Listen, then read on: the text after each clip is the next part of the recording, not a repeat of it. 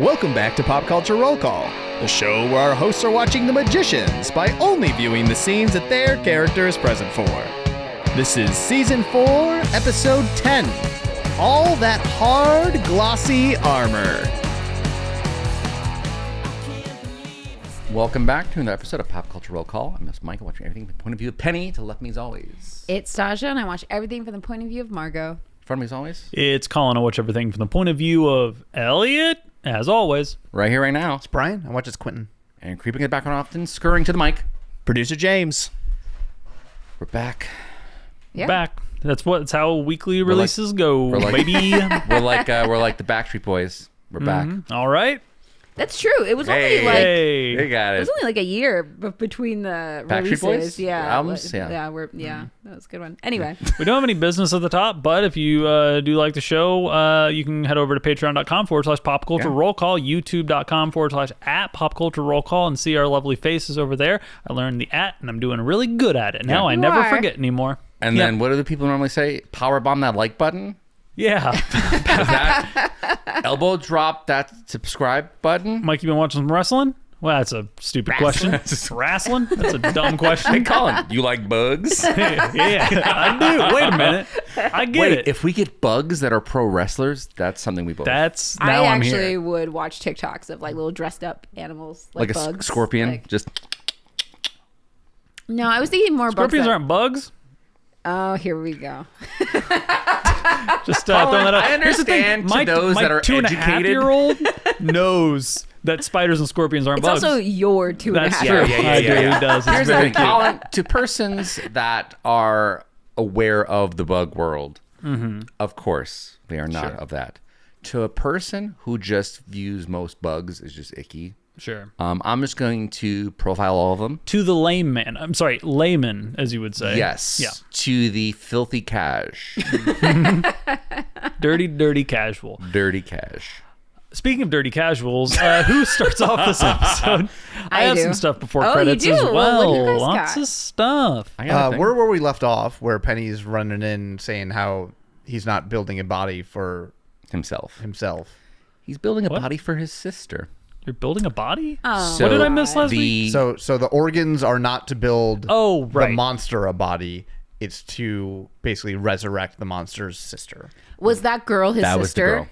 That okay, so this makes so much sense because I was confused. I was like, he is on a murder spree all the time. Why does he care about this lady that's being sacrificed? He kills people out of habit. Got it. This makes sense. Yeah. This is the first. Did I like space out at the end of last week, or is this where we're learning that was my sister? This is where we're learning. Okay, This is where we're learning. I couldn't just tell based on clicked context. immediately. Yeah. Sorry. Cool. I think, no, we're good, I we're good. think last week was you repressing it, Yeah, for sure. and now it is the reveal. Yeah. That also and- adds some context to So what's yeah, happening. your sister was a sacrifice who was chopped up and turned into like the stone organs by Enolius Yeah. and the other gods. And then my argument is like, well, if he got prison and she got the death penalty, I'm guessing she's the bad one. So if he remembers, he won't till he remembers, he won't know to go back to look for Elias. So like it's like we need to stop this, and we have until you remember that your sister and all these things are connected. What's that? I don't think that's true. I don't think the character is making the correct conclusion to that. What do you mean? I don't really think that his sister is the bad one. She got chopped up and was like menaced by these gods, especially a man who seemed gross. Kind of seems like this is just revenge, and maybe we just let it ride. Like, This does open up to me like some sort of alternative solution where we like help out the monster. yeah, like why not? Yeah, Well, because Seems like theoretic- these gods deserved it. it's hard to tell at this point, right? Like, who do you believe? Yeah. Because like the I think we're getting memory to the isn't point false of believing. right? Yeah, I don't believe there's no indication. I don't think based on what we know about being because Elliot was in his mind and going through his like memories and stuff, and all of those seemed true. Yeah. and truthful. So I'm assuming that all of this is also true. Right. But the argument here from Penny is like the gods killing his sister was punishment for bad things that she did, because she's an even bigger monster than the one that's now inside of Elliot. I guess that's the question. And I think what's hard... Where did he get that conclusion? And we don't see that. And I think what's hard, and I think trying to explore both sides of this, if I'm going off of what I saw in the monster Elliot's memory, that of course is going to paint it in a light where he is the victim in that story and he is watching these cruel gods enact cruelty. But we don't know what was the catalyst for them going, well, we're going to tie you up, we got to kill her, and we're locking you away. Yeah. So it's hard to know what he is letting himself remember because so much of it was repressed. And is this judge, jury, executioner, or is this like cruel gods being vicious? I don't know because I don't see anything besides what Elliot is slowly remembering, and then me saying, she got the death penalty, he got life in prison. Yeah. Yeah, other than our experience with the gods and this monster. I guess the other thing is like there's just like a lot of assumptions being made about like why was the justice system 3 random dudes, and of course all of them are kind of creepy. Like I don't know, it just feels like really weird, right? Like if it was like an actual punishment, wouldn't it have been like an actual trial? Like if you're assuming that they were found guilty of something, I would have assumed this would be like an all god affair, there's a trial, whatever, not like 3 dudes in a trench coat in the middle of the night. I mean, first of all, they are gods, I guess, but I don't disagree. That's why I think that the resolution to this now becomes something like, we'll resurrect your sister if you leave us the fuck alone, or something. That seems like you can be the god's problem. That's right. I don't care. I don't need that heat. And I think it's also on the side of we're just learning, like the facts are coming out now. Like we're all still trying to piece it together, but it seems like you all have been interacting with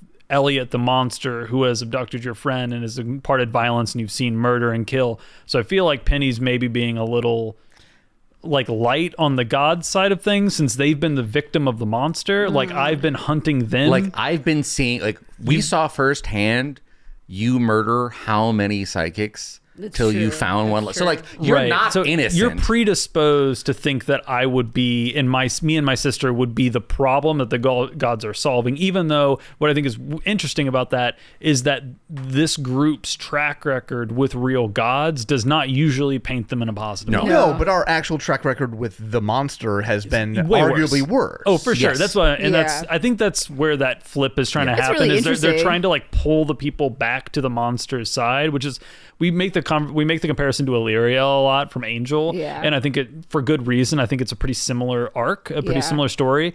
But in that, there was like a noticed like flip, like everything changed at a moment. Yeah, this changed as in Elliot was like consumed by the monster, but that's what we're dealing with now. Like the consumption by the monster and who I am doesn't really matter. Now we're like we're playing detective for a crime that happened 2,000 years ago, and we have only unreliable narrators. And also like this is a show of gray. Yeah, for sure. So like it's not going to be he's good and now he's bad and whatever. It's just going to be like they all kind of suck, but this was a horrible thing to do and he wants revenge, and it's kind of like, well, maybe that's fine. I think like, that's probably what we're getting to. Not killing random people have nothing to do with it. Not ends justifying the means. I also think my episode maybe is affecting how I'm looking at this, and I think maybe it's playing into a bigger theme and how they're designing the story, which we'll get to in a What do you sec. got before credits then? So I have a lot. Okay. So I am walking through that desert trying to find the guy with the axes that I can use to like kill people who are being possessed or whatever, or to save people who are being possessed. I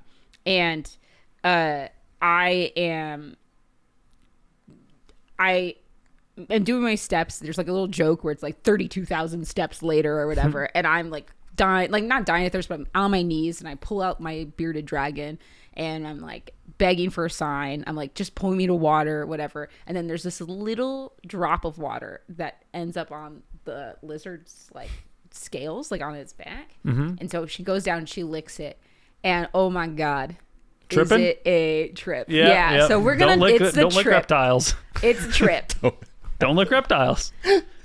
And we're having a psychedelic vision, and it starts with like kind of like the shadows kind of changing color, and there's like this weird red thing in the sand that's like kind of moving around, and then friends, this is a singing episode. I am so sorry that all of you missed it. No. It slapped. It was the best. Oh, man. And we need to hurry up and finish the show so we can rewatch it. I got nothing of that. I got like 3 minutes and none of it was fun. Elliot is the main character of this whole thing. Of course, because right. I am projecting. Well, we'll get to that in a second. But I see is Penny him in this performer. Every single person is in this, including Alice. I would argue I'd say this. I'm a traveler. I could trap. No? We'll get there. I'll explain why you don't. Because you're tripping balls. You're tripping. It's okay, Stasha. We've done drugs. You don't need to explain drugs. Let me hold your hand. Tylenol, am I right? Yeah. So basically, I'm in this like ravine. He's like dancing on the edge of the ravine. I am going to apologize to all the listeners, to all of you. I am sure these are real songs that normal people would know. Oh, no. Sure. I don't know them. Not a single one. Maybe they're all original property. So I'm looking at James, who's shaking his head at me. They are not. They're not. Absolutely not. There wasn't a weird cover of Back That Thing Up? No. They're definitely real songs. Okay, I wrote down this one. This one says, the line is, I see neon lights whenever you walk by. It's like this kind of like... That's The Weeknd. No, it is not. But I will say it's like those 80s bops, I think, that he gave me, my, what's his name? My God, my boyfriend. What is his name? The cook. What's my God's? Oh, Josh. Like, Josh Hoberman. You said God you can't and say boyfriend. my God in this show. Yeah. I'm like, which oh God? no, I was just like, oh my God, like I can't remember. You remember he gave me those Yeah. like, so I was listening to music while I was originally looking the toads, like not toad, the bearded dragon. It's okay. Like, you're listening to music while you're doing drugs. Again, we know how drugs work. We can move on. It is. Elliot is so hot. Like he's got no shirt. He's got this long, like it looks like a snakeskin duster because it's hint. He's it's a the lizard, right? But like it's like, but he's just like super sexy and he's dancing, and I'm just like in the desert with you. Yes, like on the ravine, and I'm like following him. He's like leading me through. What song is this? The deserts. I wrote some lyrics for things as I went because I knew I would not know any of them. Can I look up the song by lyrics? Is that allowed? Damn it. No, he won't let you. It's really good though. It's a pop song. It's like it's really good. I love that one. Yeah, well, careful, so I didn't get DMCA takedown with how accurate that was. I'm just doing the beat. No, I think it's da da da da da da. I'm just saying it's like poppy. Da da da da. And Hi, I'm going to pop in here for a second. There is a Spotify playlist for those listeners that's called Margot's Desert Fun Times Playlist, which is all the songs that are covered in that episode. You just pop-up video the shit out of this. I love that. Okay, so he's shirtless with the robe and then there's the weird patterns in the sand.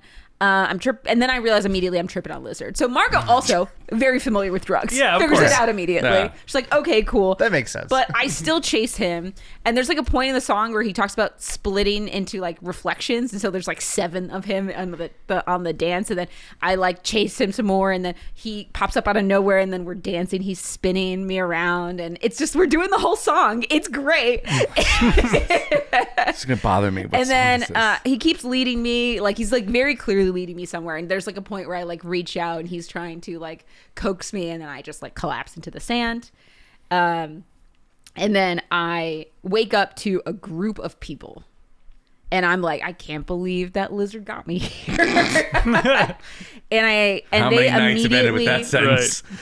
there's like immediately they like want to kill me. Oh, They're like, sure. we don't allow druggies out of the desert. Basically. Yeah. We don't need riffraff. But a woman sees a mark on the brand on my arm that they branded me when they expelled me from Fillory, and they say, enemy of my enemy is our ally.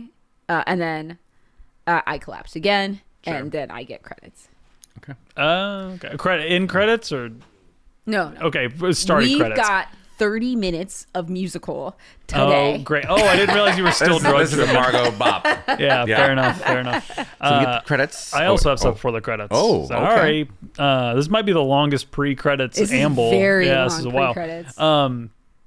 So my scene starts at a bar, and there is a blonde woman I don't know, and we're not supposed to know, and she's sitting there drinking alone, out of like drinking what seems to be like a neat, turns out to be neat vodka and ice, and she's just sort of, she's looking down, she's alone at the bar, just kind of drinking and staring off into the middle distance. You can tell something's on her mind. And Elliot, not having really any charisma or tact, I just come up and I sit down next to her and I say, "Can I ask you a question?"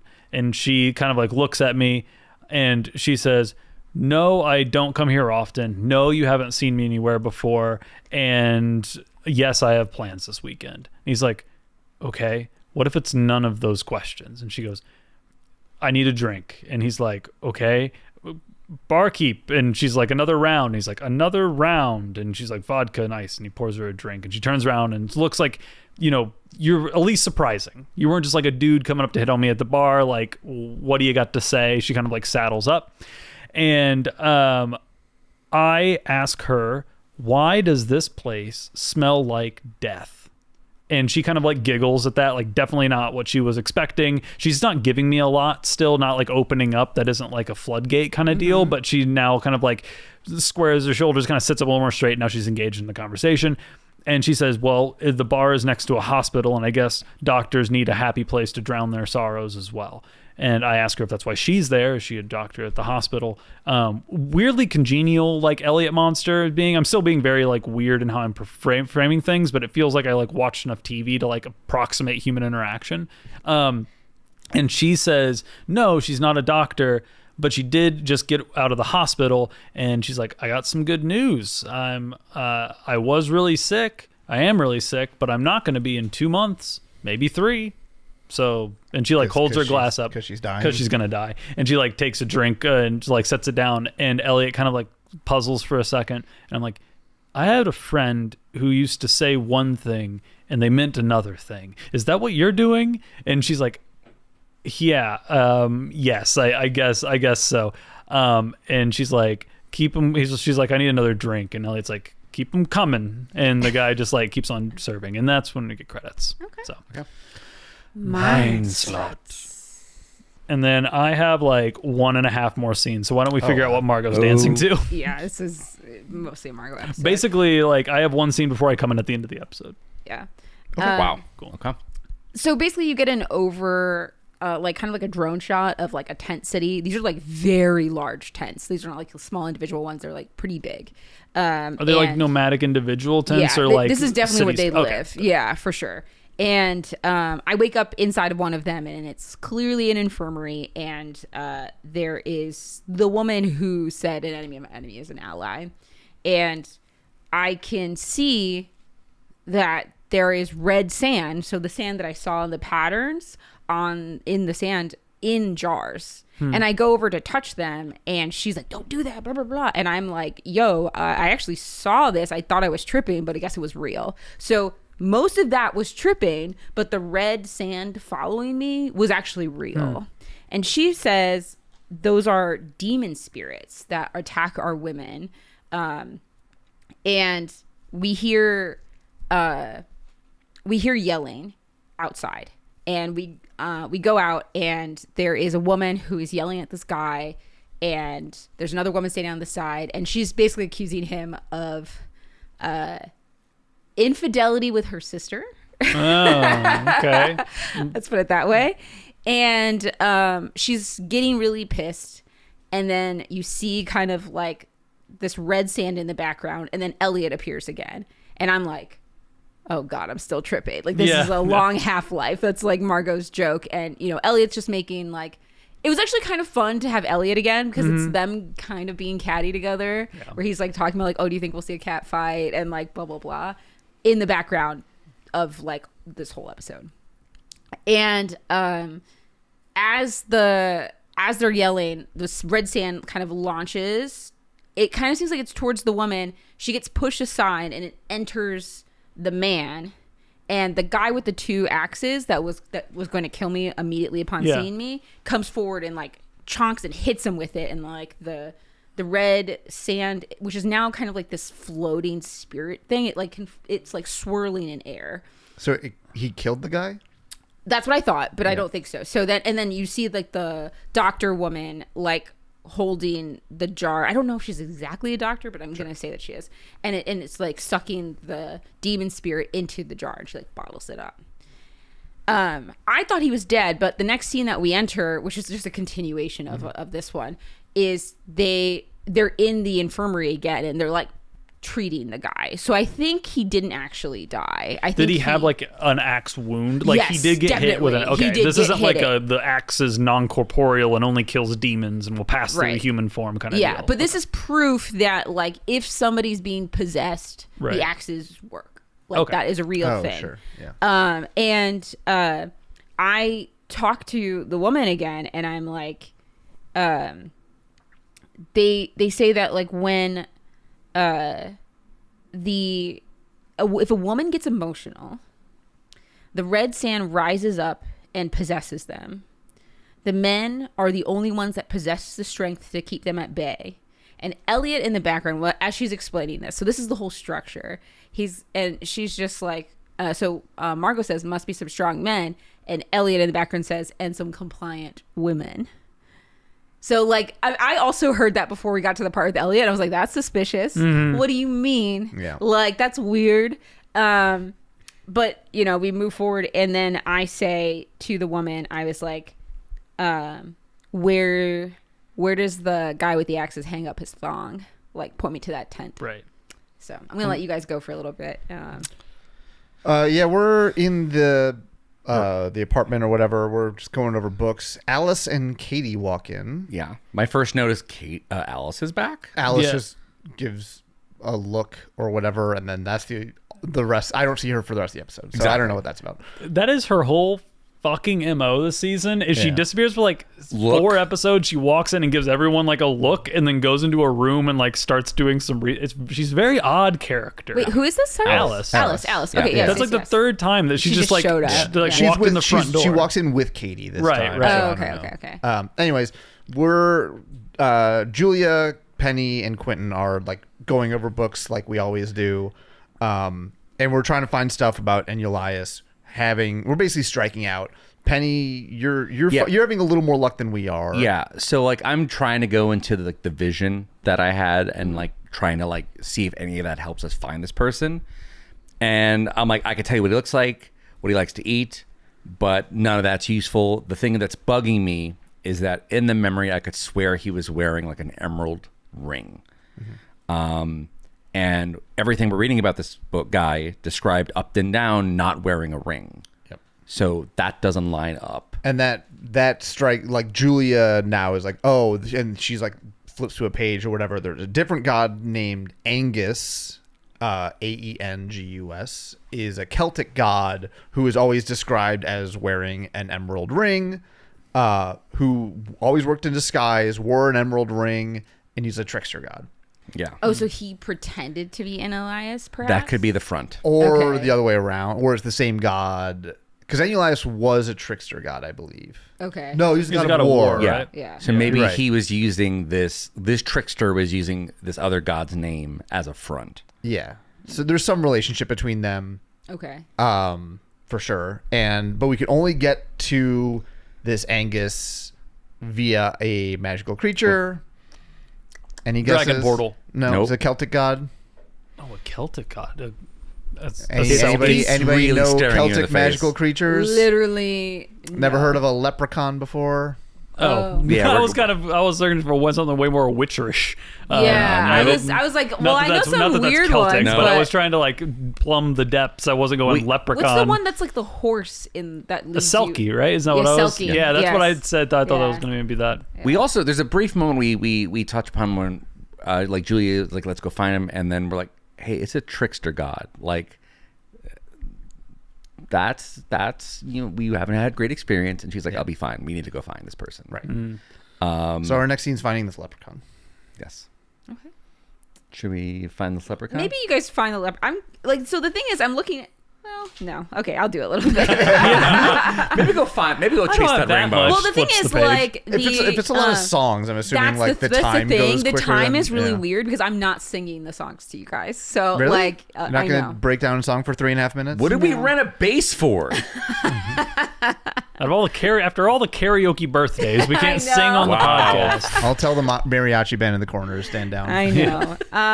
They're getting paid for their time. They don't need to actually perform. Sad mariachi band sound of like them winding down, like. I like the idea that a band that's until they can't play, like all picks up their instruments and makes like a sad sound. Yeah. That's very funny. Music is life. So I'm flirting with Margot's flirting with this axe guy, and I don't know his name. He was just a guy. Like, she's flirting with someone. I don't know his name. X-Man. Not important. She doesn't want him for his body. She wants him for his axes. Axeman or like he's Axeman. In Europe, he's Lynx Man. Okay. Anyway, so basically, I'm just talking to him about like, I don't know. I ended up king, and then they kicked me out. Talking animals, right? Like they're flirting, they're getting close, they're kissing. He goes. Already kissing. Fair enough. Yes, we went straight into it. Like literally picks up around the campfire in his tent, like doing the whole thing. Are you just trying to steal his axes? Well, not steal, but we are getting there. Okay. So he goes out to refill to get more wine, I guess. And that's when Elliot says, "Move really fast, huh?" And Margot's like, "Okay, this trip is going on really long. What's up? What's going on with this?" Like, we realize that nobody else can hear him, but that's when Elliot explains that he is pieces of her. He is her personality. This is her memories, her things that she cares about being projected outward. But it's not really Elliot. It's Margot. Yeah. And he says, and he starts, he's like, the music starts playing, and I'm like, we're doing more karaoke, right? And he's like, well, these are the songs that you sing to yourself when you're playing a guy. And they talk about how she gave this guy a hand job because she wanted to ride in his Porsche, but it was in her own driveway. Then her dad came out. They're just like joking about like her playing guys for her own ends, basically. Yeah. And they start singing a little bit, and Josh shows up too. And that's when I realized, there's going to be multiple characters. Josh, Fenn, and Elliot all are in this scene, kind of singing along to this song. Which the lyrics is, and I sing a little bit with them too, which is "I ain't wasting no more time." That's in like 700 songs from the 80s and 90s. So many songs aren't wasting time, and Producer James is laughing at me. People love not wasting time. I am picking the words that were relevant to the scene that it was in. Okay, I'm not here to do karaoke with you. Can we just ask James? Are these like Billboard Top 100 songs? Okay. Like the minute I hear it, I'm like, I know that. James says yes. I didn't know these songs, so. But it is kind of awkward. Like Margot is like, why is Fenn here? Josh, like, I need you to go away because she's about to hook up with this guy, and it's like pieces of, he's like her conscience. Fenn is like her innocence. Like they're all of a sudden there's these parallels to like her other friends the things that she sees in them that she doesn't have anymore. And the guy comes back, and then Josh is like kind of reminding her, he's like, do you really want to give a guy that lives on a planet with 2 moons lycanthropy? And she's like, I'm gonna be creative, and so there's like a scene where she's on top, and they're literally around this bed. She like pushes the guy down, she gets on top of him, starting to undress, and all 3 of them are standing around this like 4-poster bed singing this song as she's hooking up with this guy and like stripping. It's good on Margot for being able to keep her head in the game. She really did. There was like one part where she looked back at Josh, but then she like refocused. Gotta respect the game. Eyes on the prize. Yep. Yeah. Right. And then it obviously cuts to black. And then my next scene is we wake up the next morning, and Margot's like, so cutie, how do I get me some of those? The axes. So, okay. You want to get breakfast? Also, how much for an axe? Yeah. And he says that, no one can use them except for him. They are enchanted. And if you want some, you would have to make your own. And she's like, okay, well, how do I do that? And he says a warrior goes out into the desert, and he like pulls back some of the rugs that are on the floor and pulls out the sand, and he's like, most of the sand is white, but 1 in 100, he like spreads it out, and there's like literally the tiniest black grain of sand is all black. And he says, you have a bag, you fill the bag up, and then you can forge an axe out of this sand. This very rare sand. And then she literally is like, cool, great, starts dressing and leaving. She's like, cool, thank you, deuces, I'm gonna go do that. I'm gonna start getting everything. He warns me, he's like, you can't go out there. If you get emotional, you're gonna get killed.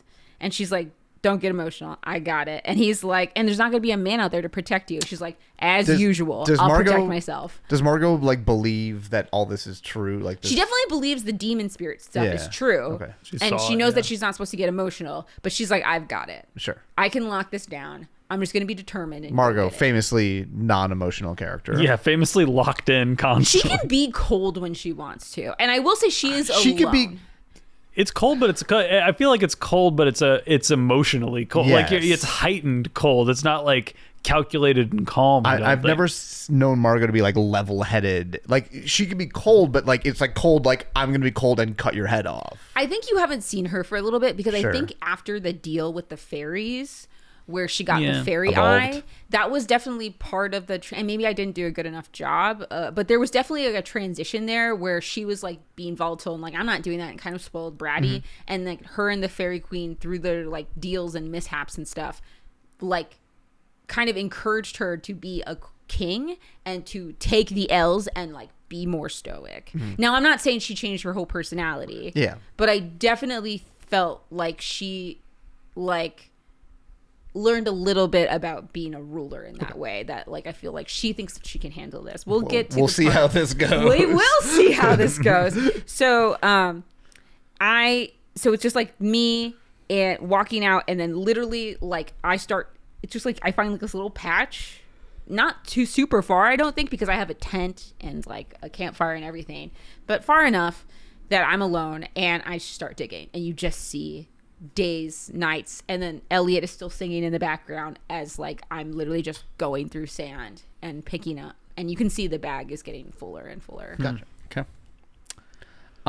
So we are at a shop. It looks like an Irish dance shop or something. I don't know. I don't know what they sell or make here. But we're talking to I saw like shoes on the wall, so I'm assuming it's for like Irish dancers, but who knows? Okay. And we're talking to some Irish woman. Barry. Barry. We found out her name is Barry. Yes. I think it's like Barry's like shop. Like the name of the shop has Barry in it. I can't remember exactly what it was. We're like, oh, we're looking for Barry. It's like, I'm Barry, whatever.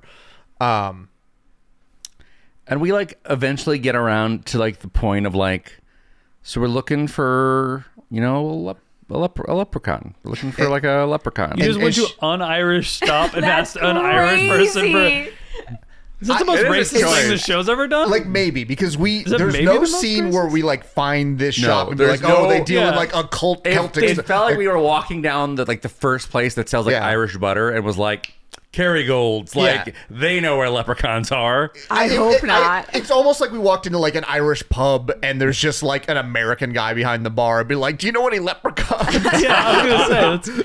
I hope that you all land this. I'll take plane. a shepherd's pie and a leprechaun, please. And she kind of like laughs at us, and then we like explain. It's like, is it pot of gold or Lucky Charms? Like which type of leprechaun? And we explain like the whole. They're the same thing, That's right? the same kind of leprechaun. Look at the two images. These are the same picture. One's got a better marketing deal. Yeah, it's fair. We explain the whole Angus thing, and we're like, we're desperate or whatever. Like, oh, since you're desperate, she just admits that she's the leprechaun. Yeah.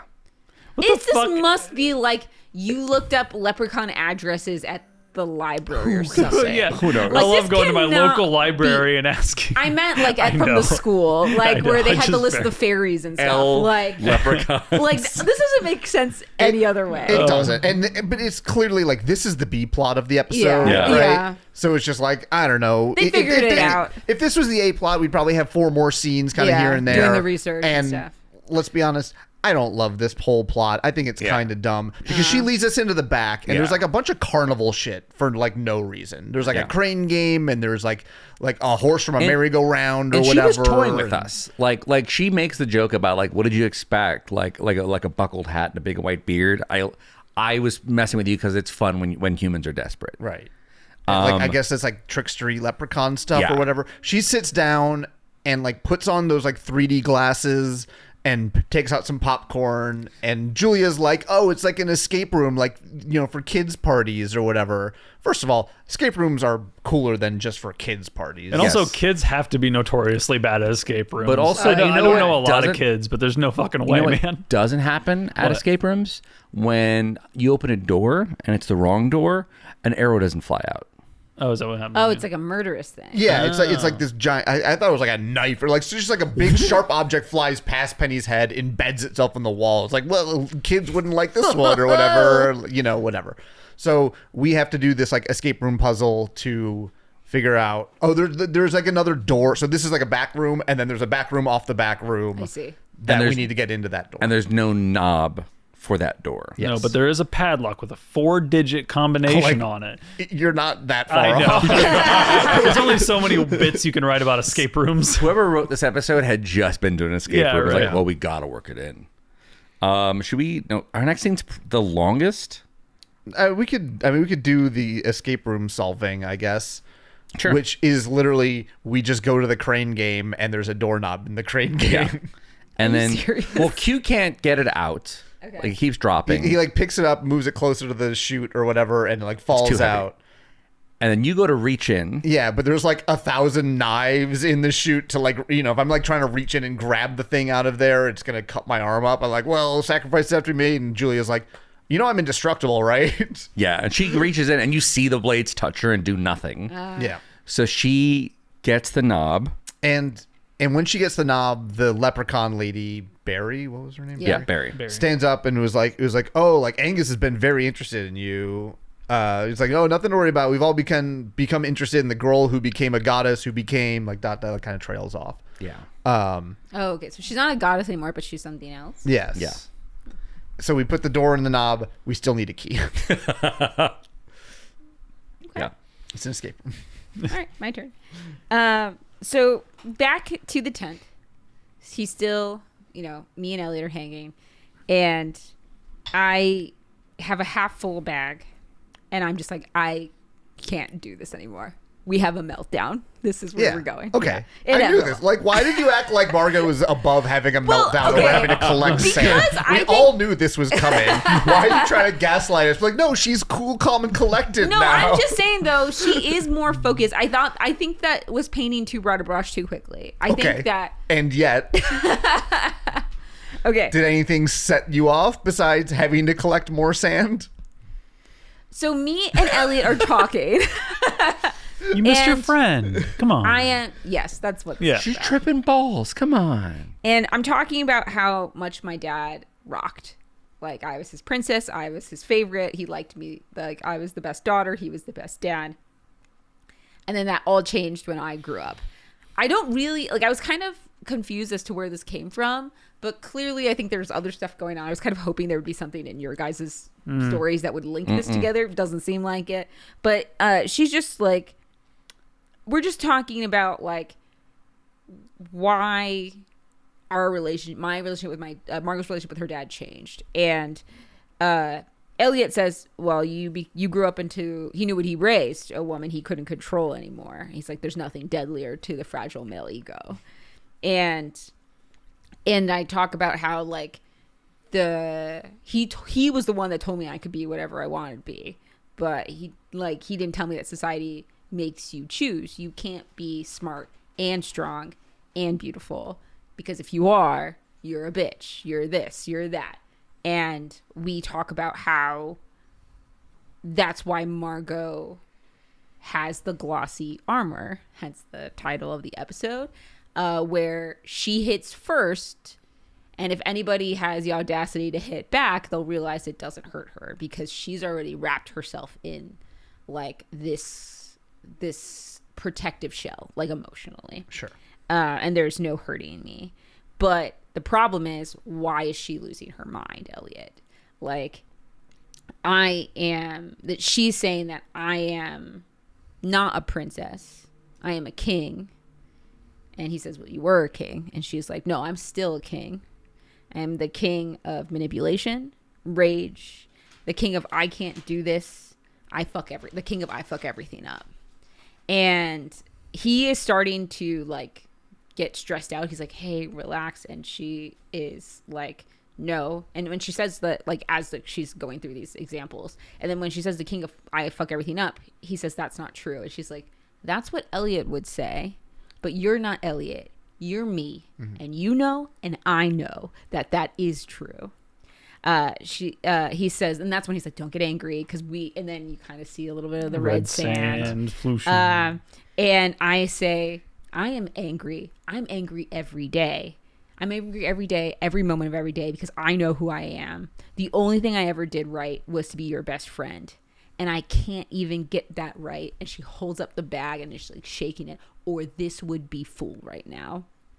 And she throws the bag, and you see the red sand kind of getting into the tent because she's screaming now at Elliot.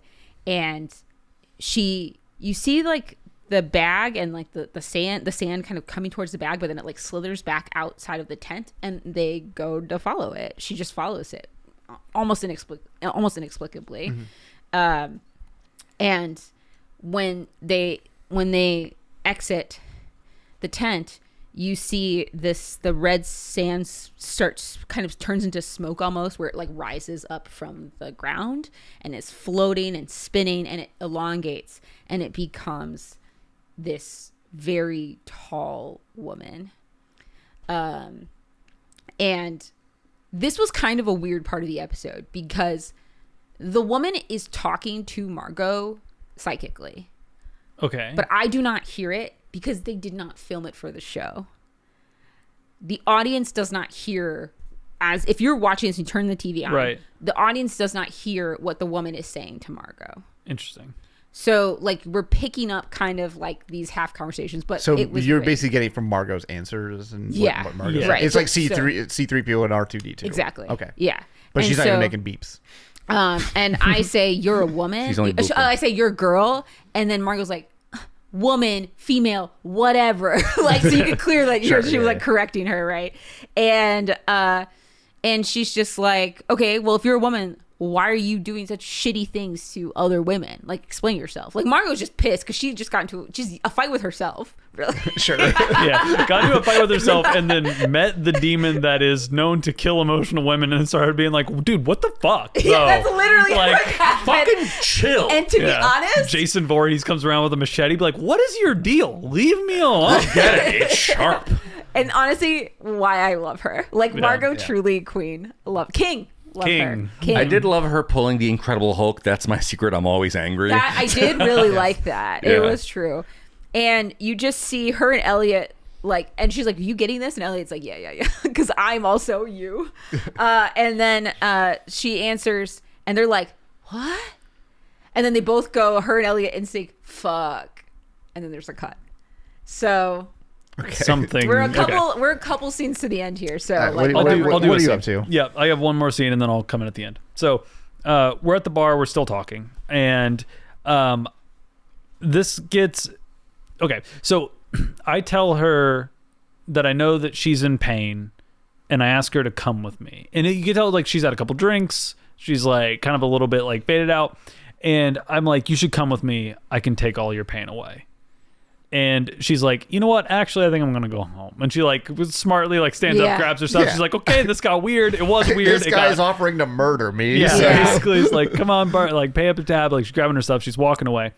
And she goes to go home and she's not like running though, but she's like, I have something important to do. Quickly walking. yeah. She's like backing away from the table, Yeah. but she's like, I have something important to do. I'm like, what do you have to do? And she says, I have to go tell my parents that all this medical debt was for nothing. Unfortunately, like she's like, have a good day. Like she's not treating me like an absolute monster yet. She's just like, I think this is about time for me to go away. And you could tell that Monster Elliot like I know because I watch Monster Elliot, it looks like he's making the decision that he has to make an action. I think she reads his like face falling as like, oh, I thought this was going really well. Yeah. And now you're just going to leave and I don't know your name and you're not going to call me again. Yeah. And she's like, I think she feels a little bit of like If only. guilt or whatever about it. Maybe a little bit of like, a little bit of missing out. And she like reaches over and like touches the side of Elliot's face and just like, and she's like, I forget what she said. Did she say anything? She touches my cheek. Oh, she said, thanks for the drinks. Yeah. She touches my cheek. She's like, hey, thanks for the drinks. And she goes to walk away. And whenever she touches my face, Elliot looks like he is just awash in an emotion that is either like reverie or happiness or maybe like sadness, but it's not one of his core monster emotions that is either nothing or fury. Okay. It is like a different thing. Like I don't know exactly what they're going for, but she touches his face and she pulls her hand away and I say, wait a minute, do that again. And she's like, what? And he's like, touch my face again. And he's like, I felt something. And she's like, I don't know, man. If a stranger's like, touch my face again. Yeah. Ugh. And so like, and like Elliot's like, he's not looking monstery. He's looking like a drunk, sad guy. Yeah. And I think she like takes a little bit of pity. She's like, and she like reaches up and like touches his face again and again, the same wash of like some kind of emotional response. Can I just make a shot in the dark? Sure. Is he remembering his sister? So then she pulls her hand away and I reach out and I grab her hand, not like aggressively, but I reach out and grab her hand and slowly put it back to my face and like rub it down my cheek. And now she's like starting to get a little bit more like you touched me intentionally kind of deal. And I say, you remind me of someone I've forgotten. When you touch me, I remember my sister. Yep. So her touch caused me to remember my sister, and that's what that emotion was. We gotta go, Yeah, guys. we gotta get out of Which here. we've already established is a bad thing. Yep. And she like, and again, this creepy man spiraling into creepierness has now taken a hand, touched face, and say, "You remind me of my sister." And now she like goes to, like literally, and she's like, "Okay, now we're done. Yeah. Now we're like actually done. This We should have been interaction done. is ending. We need to be done." And she like pulls her hands away, and she's like, "I gotta go." And I'm like, "No, we're not done," or something like that. And I reach out and grab her arm, and then we teleport away. Oh. So Tight. and then I get the end of it. Straight up kidnapping. I see. Yep, kidnapping time. We're trying to get into a locked door. And it seems like we have tried every key at this point. Apparently, we just found a bunch of keys and none of them work. And then I'm like, wait a minute. And I reach above the door and on the door, like On the door jam. Yeah. Yep. It's just, of course. And open the door. Horrible escape room. Horrible escape room. And then There's nobody there. And I'm like, we're too late. And I start like storming off, just kind of pissed. And then we hear laughing. He's just, dude is just hiding behind the chair, behind the desk. He just pops up. It's like, hee hee, like I've whatever. never seen like a Costco level trickster of like your big thing is was like hiding behind I a chair. hid a key above the door and then hid behind a chair. This episode establishes this guy's kind of an idiot. Yes. Okay. Interesting. And he calls us out that our anxieties are glowing. Especially mine. Yep. And you call him out like, monster's coming for you, bro. Yeah. Like, and he's like, we got time. Do you want a snack? Do you want a drink? Like, whatever. And we're like, we do not have time for this. we gotta go. And he's like, well, it's fine. I got a place to hide. He's like, I'm not going to let your like panic infect me, basically. Happiness is a choice. So maybe this guy had nothing to do with it. I'm so And I'm like, confused. I wrote down my notes that this guy is just kind of annoying. He's not taking the threat seriously. And he's very much like, hey, I'm like, no, we need to turn the panic up. Like, we wasted way too much time on your panic room bullshit. The monster could be here any second. He goes into this spiel about mortality and fear of death and everything else. He's like don't, humans whatever. are obsessed with time and how, there's so little left and death is always around the corner. Like, how do you enjoy your life if you're in constant fear at the end? And then his attention turns to Julia and he's like, it's a fascinating pleasure to meet you. It took me a while to shake the mortal fear too, but you'll get there. And she's like, no, we're trying to save you, idiot. We gotta go. Yeah. And he's just not getting it. And he's like, well, he's been kept safe this far by the decoy, which has already been killed, the Enulias decoy that we killed a few episodes ago, and then also his alias. So this is Enulias, I guess. But he doesn't look like the guy because he transformed? Which guy? That murdered the girl? I think he does look like the guy at...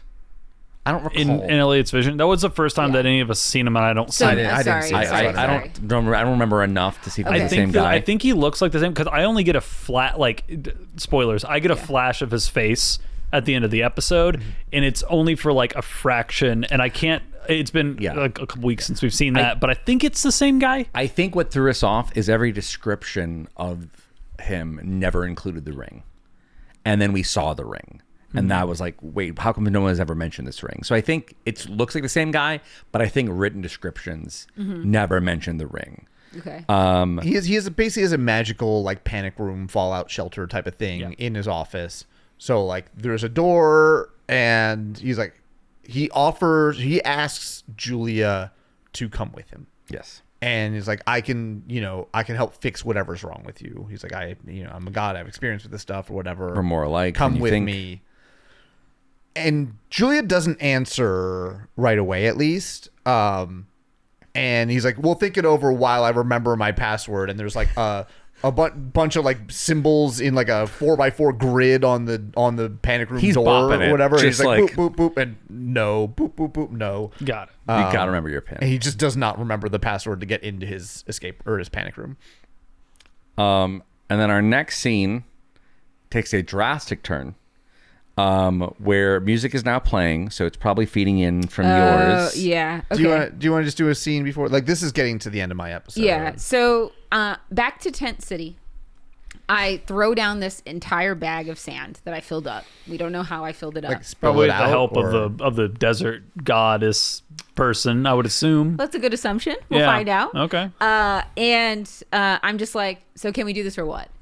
And it's the axe guy and the doctor lady, and he starts laughing, and she's like, what are we laughing about?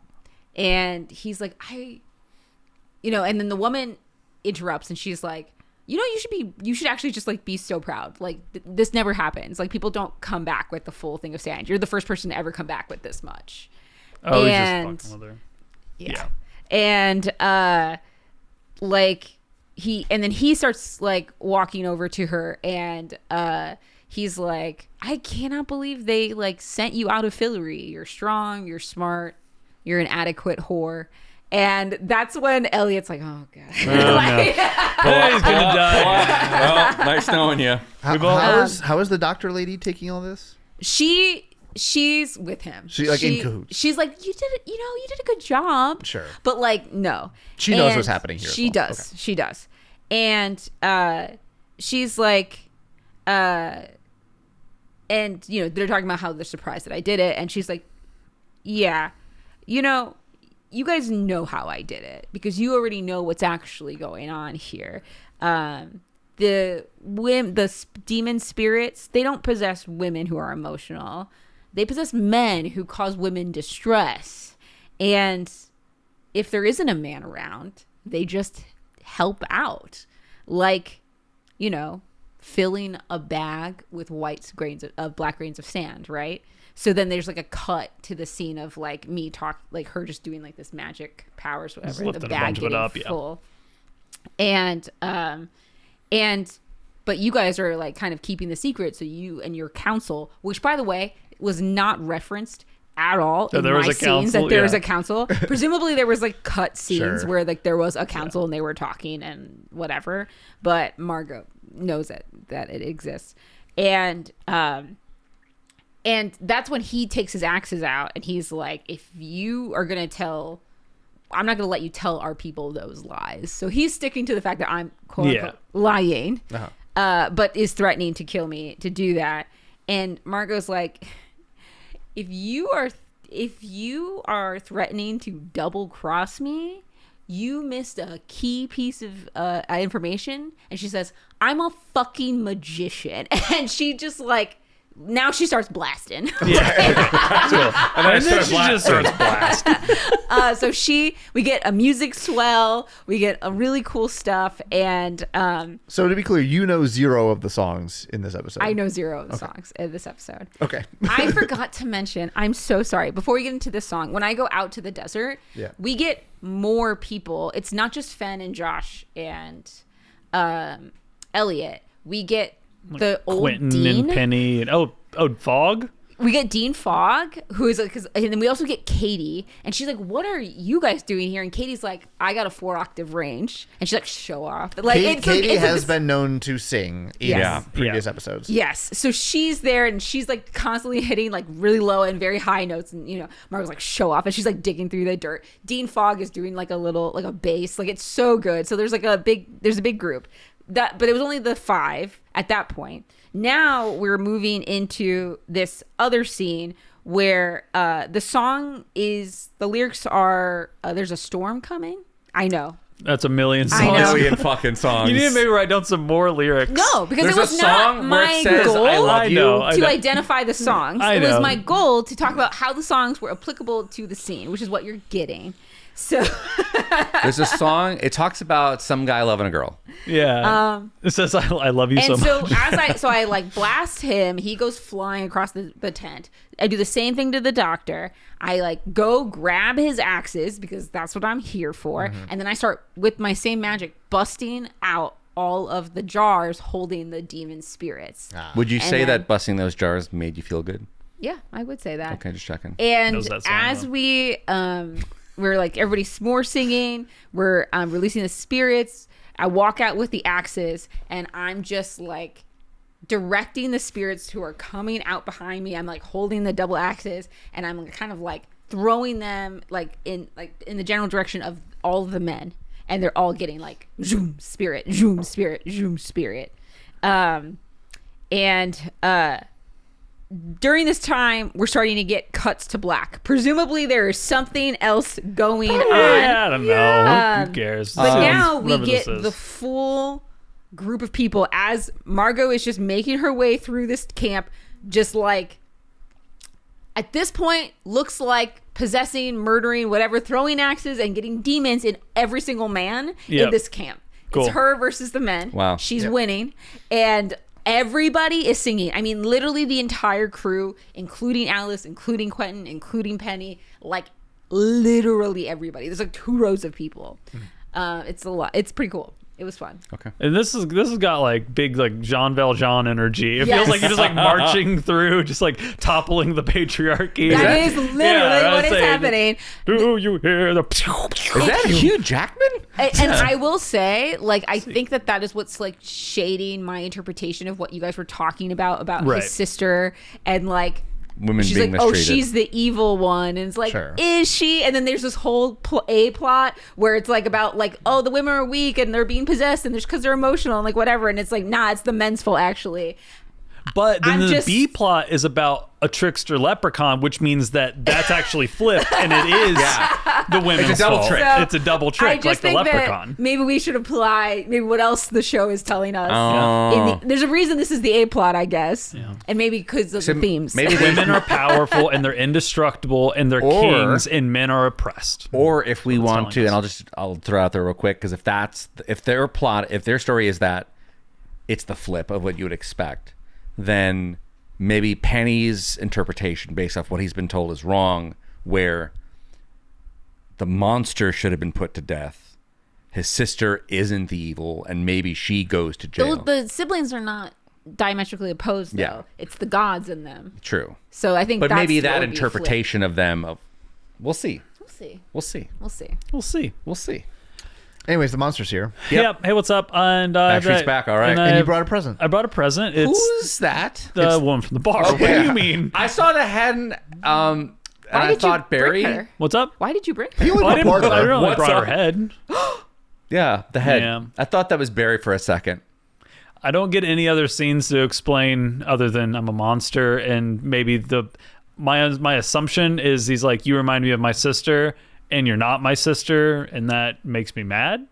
Or Oh, never mind. Maybe all my interpretations were correct. That's crazy. Yeah. yeah, And before anything had happened, I just travel the shit out of... Before that, Yeah. Annulise is still like, Oh, boop, yeah, boop, I watch boop, over boop, him. fail, boop, boop, boop, boop, fail. What and then, was it? Yeah. Yeah, You and I just went over, spin him tap around. him on the shoulder. Tap him, he turns Excuse me. around, and I rip his ball out.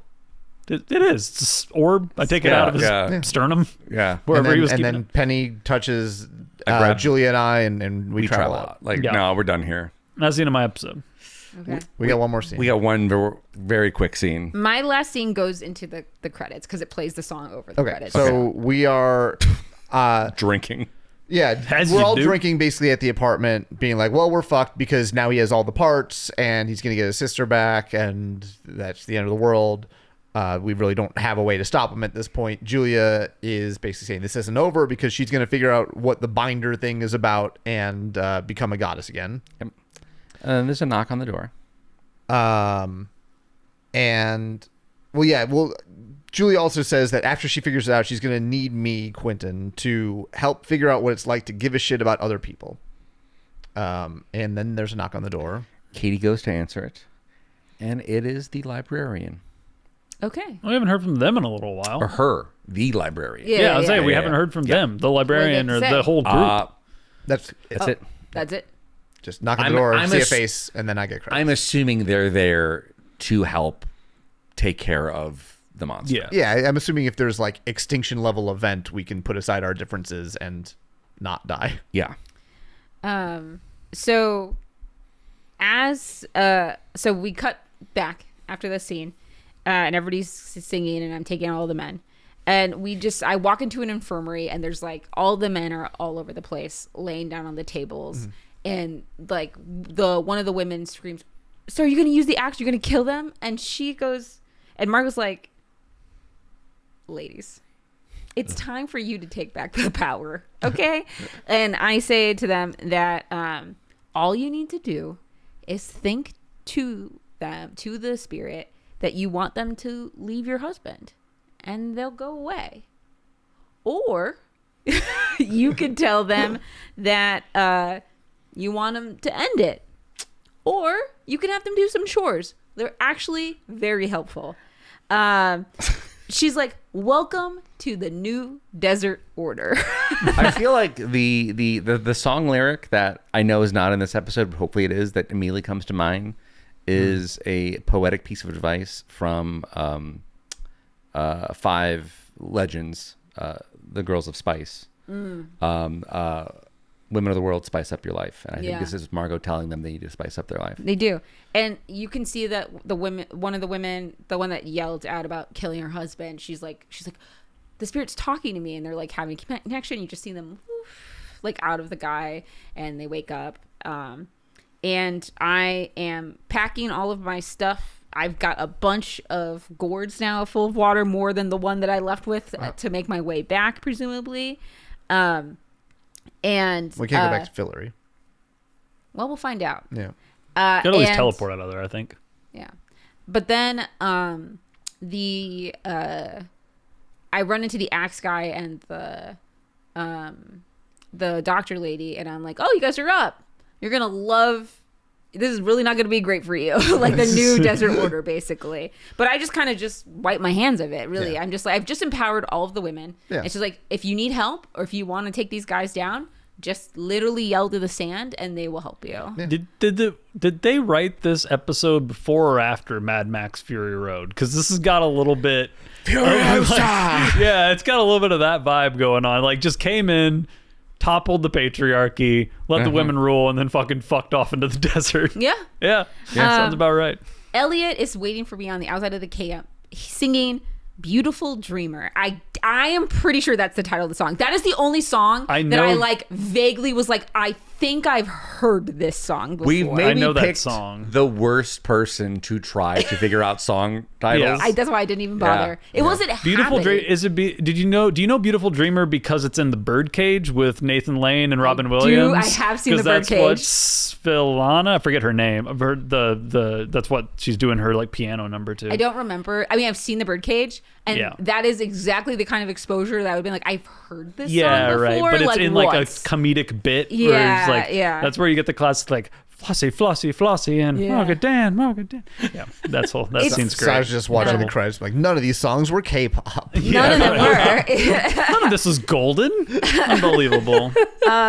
And I go up to Elliot, and he's like kind of singing this like softly, and it's kind of like as we launch into the desert again, and I just like put my hand to his face, probably very similarly probably. to what was happening at the bar. Symbolism. And I say, I It know rhymes. that It's like this poetry. isn't you, this is me. Yeah. But I still miss you so much, and I promise you I'm gonna get you back.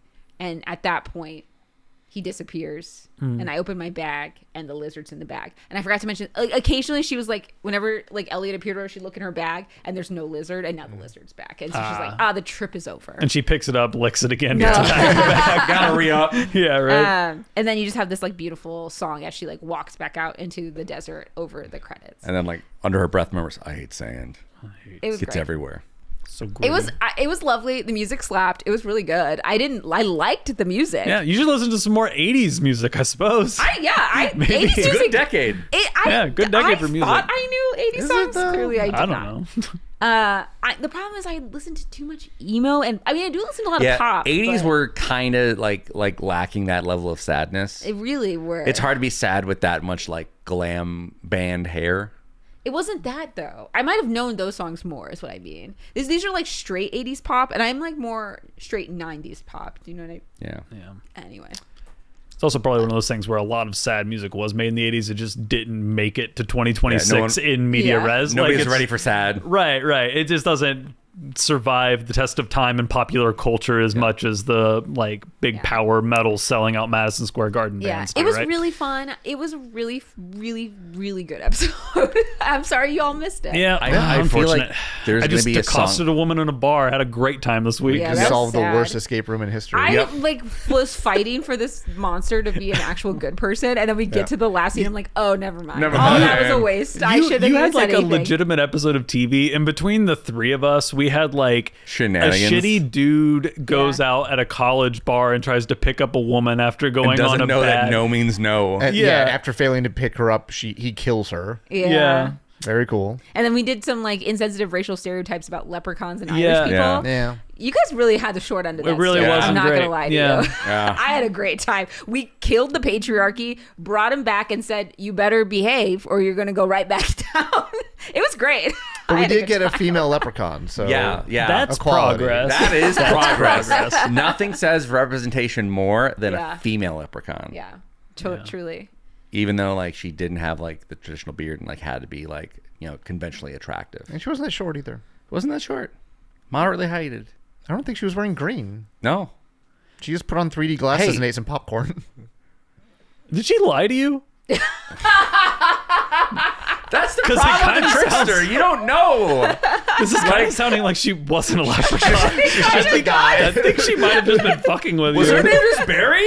I Was her name even Barry? I mean, this has got to be one of those times. This is like, and I've talked about this on the podcast before. One of my favorite things that's ever happened ever in the world, I think, is all of the like jungle explorers, like British sort of like go across the world and Yes. like down to South America and like go find the lost tribes and like bring the stories back and write big adventure serials, and all of the like locals who they're just like giving alcohol and cigarettes to and stuff, and be like, so do you know of any monsters? And like, yeah, for like Yeah. another bottle of beer, I'll tell you about like a big Oh yeah, crocodile. there's the dragon that walks around with a Glock. yeah. This is legitimately a real thing in I anthropology. know. Yeah. That's why I say it's one of my Like, favorite. I love the idea. It's so funny. It's I so think- good. like I think it Barry is- got us. It happens to cultural anthropologists when they go to places and they're just like trying to figure out, and people will just tell them You know? stupid stuff because they're regular people, and they're like, "Well, if you're stupid enough to believe me, I will So tell are you." you saying like, we're You're whatever. probably being gonna like punished? buy me food or like give me a drink. You're Yeah, trying to apply cigarettes. me Yeah. to like get me to talk, and it's like, cool, I'll take some free shit. So we're